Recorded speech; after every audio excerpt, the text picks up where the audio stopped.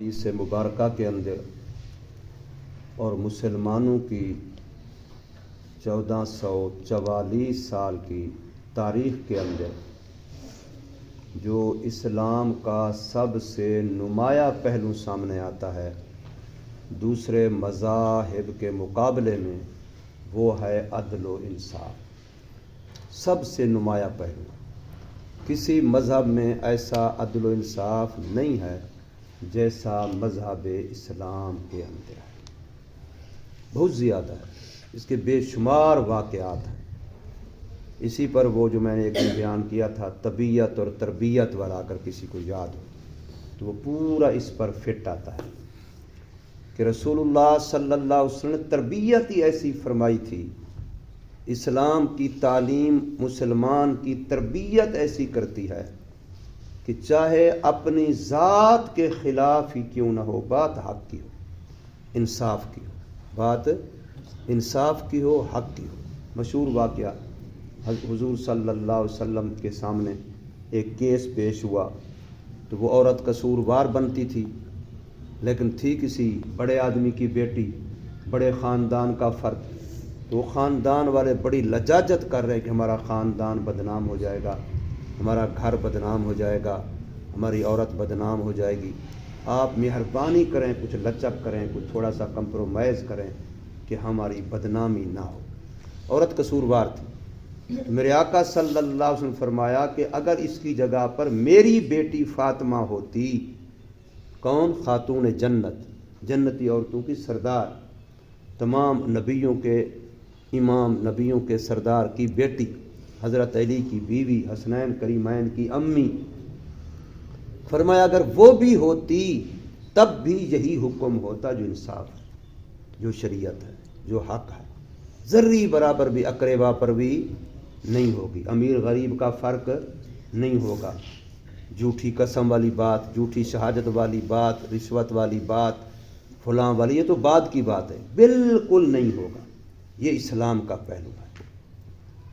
اسلام کے اندر عدالتی نظام، عدالت کا لفظ کا معنی کیا ہے؟ عدل سے ہے، عدالت کا لفظ ہی عدل سے ہے، اس کا معنی انصاف سے۔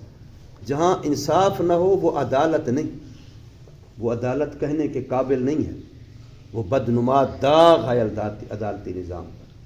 اور یہی آج ہمارے ملک میں پکا پتہ ہوتا ہے، اگر یہ پتہ کرنا چاہیں نا تو سوئی کہاں پڑی ہے اس مسجد میں تلاش کر سکتے ہیں، اگر نہ پتہ کرنا چاہیں تو ان کے اپنی گود میں بیٹھا ہوا قاتل کا کہتے ہیں ہمیں پتہ نہیں، اپنی گود میں، جج کی گود میں بیٹھا ہوا قاتل ہوں تو کہتے ہیں پتہ نہیں ہے۔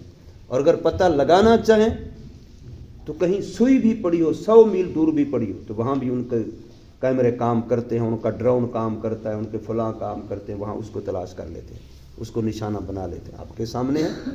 جب وہ کرنا چاہتے ہیں تو کہاں کہاں کیا کر لیتے ہیں، نہ کرنا چاہیں تو وہی پولیس کے بڑے بڑے اعلیٰ قسم کے افسران ہوتے ہیں اور بڑے بڑے ڈاکو اور اشتہاریوں کے ساتھ، جن پر کئی قسم کے مقدمے ہوتے ہیں، پولیس کو کئی مقدمات مطلوب ہوتے ہیں، ان کے ساتھ اکٹھے بیٹھ کے ایک برتن پر کھانا کھاتے ہیں۔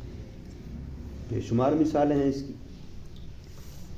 تو یہ ایک انتہائی، اور کسی بھی قوم کی ترقی اور تنزلی کا مدار بھی اسی پر ہے، یاد رکھیں۔ جس قوم میں انصاف نہیں رہتا وہ کبھی ترقی نہیں کر سکتی، وہ تنزلی ہی اس کا مقدر ہوتی ہے۔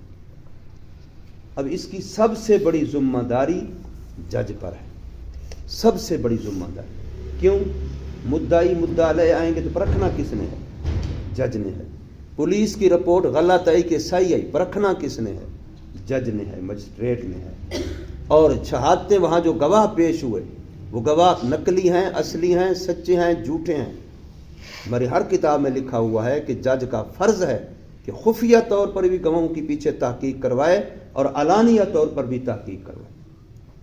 یہ ہماری قدوری کتاب میں بھی لکھا ہوا ہے، باقی ہر کتاب میں، فقہ کی ہر کتاب میں لکھا پڑا ہے کہ جج کے سامنے کوئی معاملہ آئے تو وہ خفیہ طور پر بھی اپنے خفیہ ذرائع استعمال کرے کہ بھی پیچھے معاملہ حقیقت کیا ہے، اور ظاہری طور پر علان بھی لوگوں سے پتہ کرے فلاں جگہ پر یہ ہے، کوئی اس کے بارے میں جانتا ہو آ کے صحیح معلوم، اور معلومات پہنچ جاتی، ان کو پتہ ہو جاتا ہے، یقین ہو جاتا ہے، ان کو اندر میں شیشہ ہوتا ہے ان کے، لیکن یا پھر حرام خوری کرتے ہیں پیسہ لے کے، یا اصل مجرم کو بچا کر کے دوسرے مجرم کو اس کے بندے گنتی پوری کرتے ہیں؟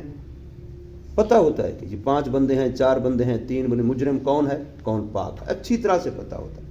یہ سب سے بڑی ذمہ داری جج پر ہے.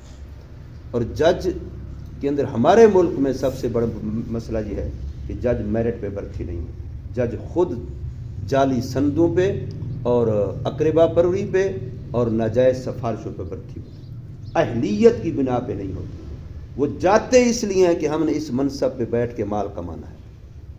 اللہ قلیل شاذ و نادر ہوتے ہیں، اچھے بھی ہوتے ہیں، لیکن اچھوں کو پھر مجبور کر دیتے ہیں. تو بہرحال اس انصاف کے قیام میں سب سے اہم رول، سب سے اہم ذمہ داری وہ جج کی ہے. اب جج اگر حکومت کی پریشر میں آ جاتا ہے تب بھی جج کی غلطی. حکومت اگر کسی جج اگر کسی ایم پی اے، کسی سیاسی کے، کسی گروہ کے، کسی فلاں کے پریشر میں، تب بھی جج کی غلطی. کیوں پریشر میں آتا ہے؟ اسی کے قلم جو اس کے ہاتھ میں ہے، اس کو اتنی بڑی طاقت ہے کہ قانون بناتی کون ہے؟ آپ کی قومی اسمبلی سینٹ بناتا ہے. قانون ساز ادارے وہ ہیں، لیکن وہ خود قانون کے پابند ہیں. جج کے آرڈر کے وہ بھی پابند ہیں. قانون بناتے حالانکہ وہ ادارے ہیں، سینٹ اور اسمبلی، قومی اسمبلی، نیشنل اسمبلی کے ممبران. قانون بناتے وہ ہیں، قانون ساز ادارے ہیں. لیکن جج کے ایک قلم کے، ایک ہاں یا نہ کے، وہ سارے تابع ہیں. بنا کے قانون جب جج کے پاس جائے گا، طاقت قانون کی استعمال کرے گا تو جج کرے گا. اس لیے انصاف کی ذمہ داری جج پر ہے.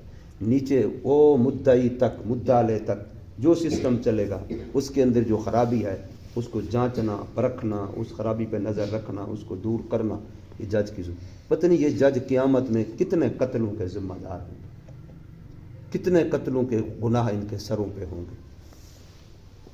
اور یہ ٹکوں پہ بک جاتے ہیں، ہزاروں لاکھوں پہ بک جاتے ہیں، اور بے گناہوں کو قاتل بنا دیتے ہیں، قاتلوں کو بے گناہ بنا دیتے ہیں، دندناتے پھر. میں خود موجود تھا، زندگی میں ایک ہی دفعہ عدالت میں گیا ہوں، اور میں خود موجود، میرے سامنے کی بات ہے. مدعی سے جج حلف اٹھوا رہا ہے. میں نے جج کو روکا، میں نے کہا جج صاحب آپ کے قانون کے بھی خلاف ہے، شریعت کے بھی خلاف ہے. قسم آئے گی تو مدعا علیہ پر آئے گی، مدعی کی میں تو گواہ ہے، تیرے قانون بھی یہی کہتا ہے اور شریعت بھی یہی کہتی ہے. تو اس نے بڑی بھری مجمع میرے سامنے کہہ دیا کہ بھی میں اٹھوا رہا ہوں تو زیادہ سے زیادہ لوگ یہی کہیں گے قانون کے خلاف کیا، بس اور کیا ہوگا. یہ جج کہہ رہا ہے جو حلف اٹھا کے بیٹھا ہے کہ میں قانون کے مطابق فیصلے کروں گا. وہ کہہ رہا ہے، میرے سامنے کی بات ہے، میں نے قانون نے سنا، میری آنکھوں کے سامنے مدعی کے سامنے قرآن رکھا ہوا، ہاتھ رکھا ہوا کہ مدعی قسم اٹھاتا ہے لہذا مدعا علیہ مجرم ہے. بھائی یہ کوئی بات ہے؟ لیکن اس نے ایسا کیا، اس نے ایسا کیا، اور مدعا علیہ کو اسی عدالت میں وہاں ہاتھ کڑیاں لگی، میرے سامنے لگی، میں خود اپنی آنکھوں سے دیکھ رہا ہوں. اور میں نے یہ اعتراض کیا مولوی ہونے کی حیثیت سے، مجھے پتا تھا قانون میں بھی یہ ہے اور شریعت میں بھی یہ ہے. اور اس نے بالکل یہی جملہ کہا کہ بھی زیادہ سے زیادہ لوگ یہی کہیں گے نا کہ قانون کے خلاف کیا، بس اور کیا ہوگا. اب بتاؤ اس کے بعد کچھ رہ جاتا ہے؟ ایک جج کہہ رہا ہے اللہ کے بندے، مثلا میں کہوں، میں فتویٰ دے رہا ہوں، میں کہوں یار میں فتویٰ غلط دے رہا ہوں، لوگ یہی کہیں گے قرآن کے خلاف فتویٰ، کیا ہو جائے گا؟ لوگ یہی کہیں گے حدیث کے خلاف فتویٰ، کیا ہو جائے گا؟ اب میرا اگر یہ کہنا میرا ڈوب مرنے کا مقام نہیں ہے کہ میں بیٹھا اس منصب پہ ہوں کہ لوگ کہیں گے یہ خدا کے قرآن کے مطابق دے رہا ہے، یہ اللہ کے نبی صلی اللہ علیہ وسلم کے فرمان کے مطابق بات کر رہا ہے، اور میں یہ کہوں کہ میرا فتویٰ قرآن کے خلاف ہے، میرا فتویٰ حدیث کے خلاف ہے، تو وہ کیا ہوگا؟ لوگ یہی کہیں گے نا قرآن کے خلاف، تب کیا ہوگا؟ انا للہ و انا الیہ راجعون. تو اس لیے اس معاملے میں سب سے بڑی ذمہ داری ججز کی ہے، عدلیہ کی ہے. انتظامیہ، عدلیہ، یہ دو بڑے بڑے ادارے ہیں پورے ملک کو چلانے والے، ایک طرف انتظامیہ، ایک طرف عدلیہ. انتظامیہ محتاط ہے عدلیہ کی. بڑے سے بڑا پولیس کا افسر جو ہے وہ جج کی ایک تحریر جو قلم کی جیسے وہ لکھ دے ویسے ہوگا، لیکن لکھے سے ہی جرت ہو. فوج کو بھی جج آرڈر کرتا ہے، حالانکہ فوج کتنی ایک ادارے، لیکن فوج کو بھی جج کہے کہ یہاں فوج کی ضرورت ہے، یہاں فوج جائے گی تو فوج مجبور ہے وہاں جائے گی. تو اس لیے یہ اسلام کا جو ترہ امتیاز ہے وہ انصاف ہے. یاد رکھو اسلام کا ترہ امتیاز کیا ہے؟ انصاف ہے۔ رسول اللہ صلی اللہ علیہ وسلم خود فرما رہے ہیں اپنے آخری وقتوں میں کہ میں نے کسی سے کوئی زیادتی کی ہو، انسان ہوں، تو مجھ سے بدلہ لے، مجھ سے، اگر میں نے کسی کو سخت بات کہی ہے، کچھ ہوا تو میرے سے بدلہ لے۔